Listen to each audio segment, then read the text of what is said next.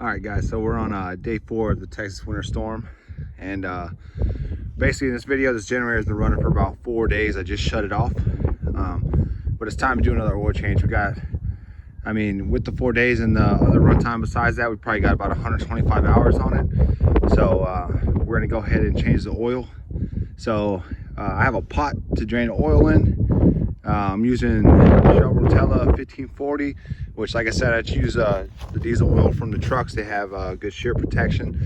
And like I said, it's left over from the truck. My truck takes 11 quarts. I always have a quart left over.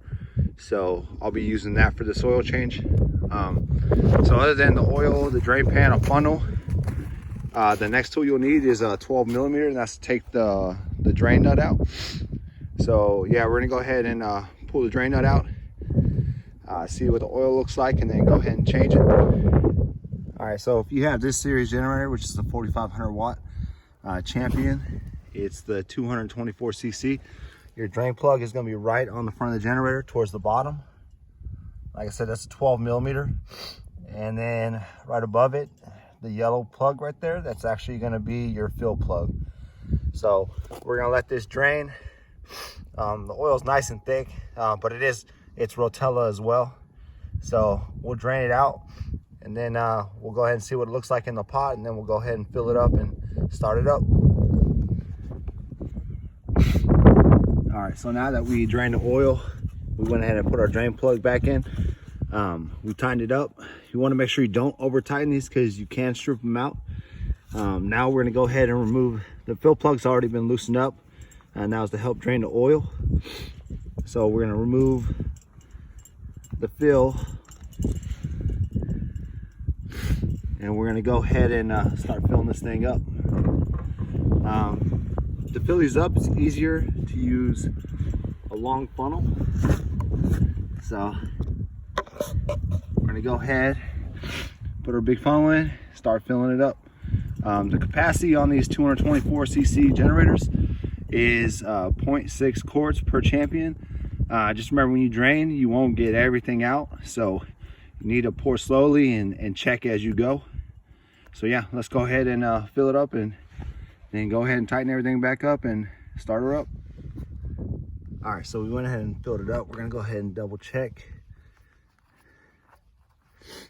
Let's see where our level's at.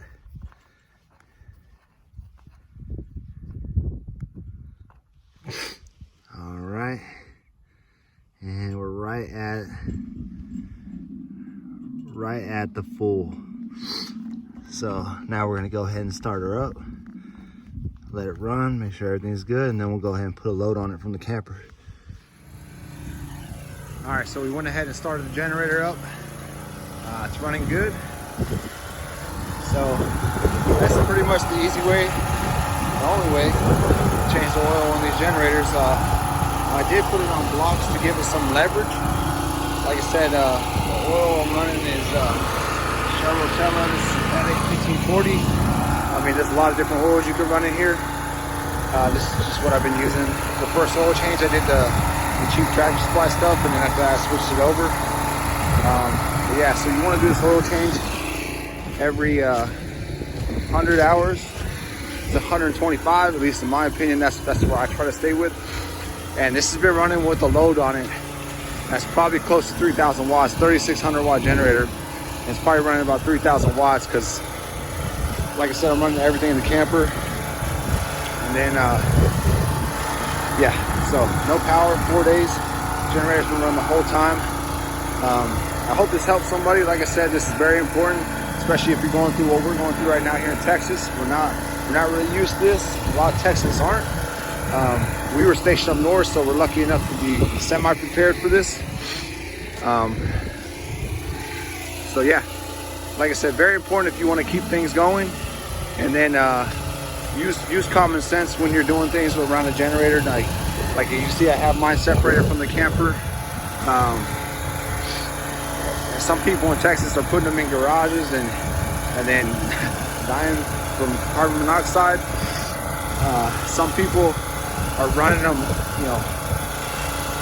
5 days straight and not changing the oil, and they never change the oil in them, and now their generators will season up and now they have nothing.